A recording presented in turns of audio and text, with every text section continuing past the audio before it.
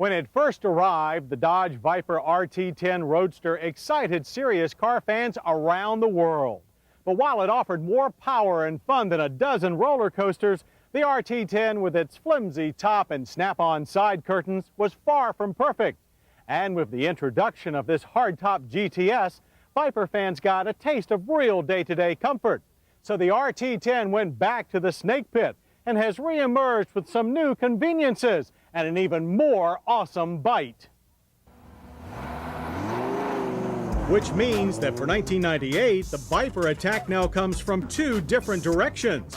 And while the hardtop GTS led the Viper family into the all-weather arena, the improved version of the original RT10 Roadster will continue to set the standard for Viper character and feel.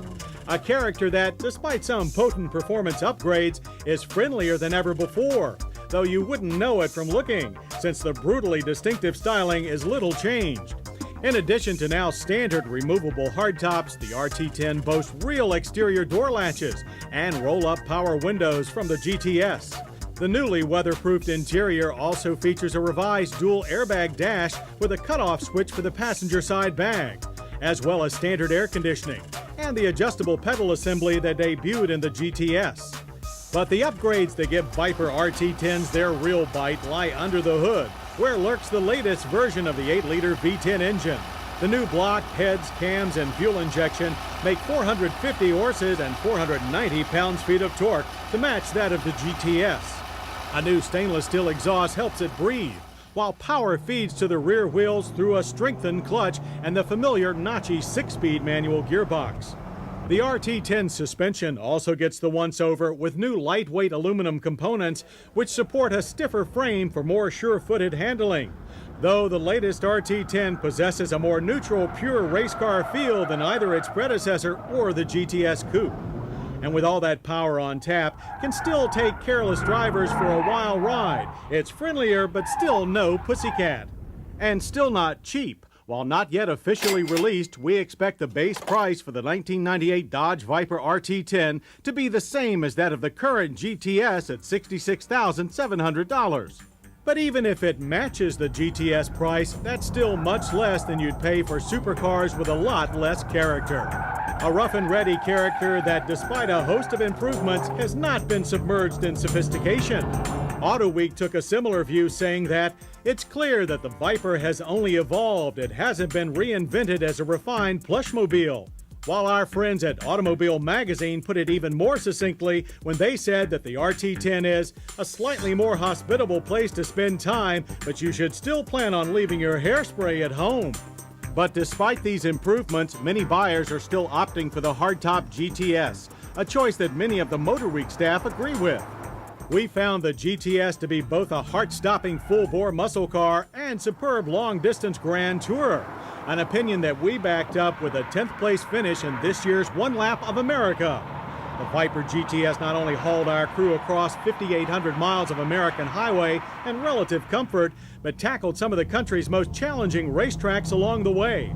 From road rally to racetrack, the GTS is a remarkably capable car, and with its very user-friendly suspension tuning, it's more suited to a wide variety of drivers than any previous Viper.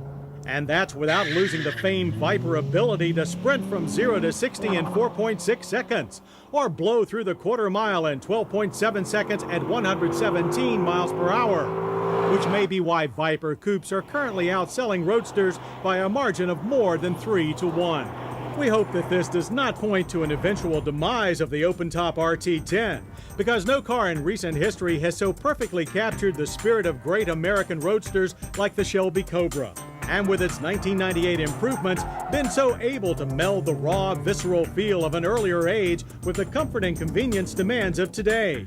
The latest Dodge Viper RT10 can now slither quietly or strike like lightning, depending on its driver's mood.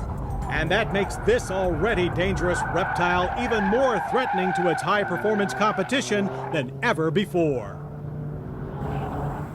Exciting cars like the Dodge Viper are an endangered species on the American roadways. That's partly due to rising insurance costs and partly due to the deterioration of America's driving skills. the failure of which strikes us as odd, since good driving skills are essential for the safety that today's driving public demands.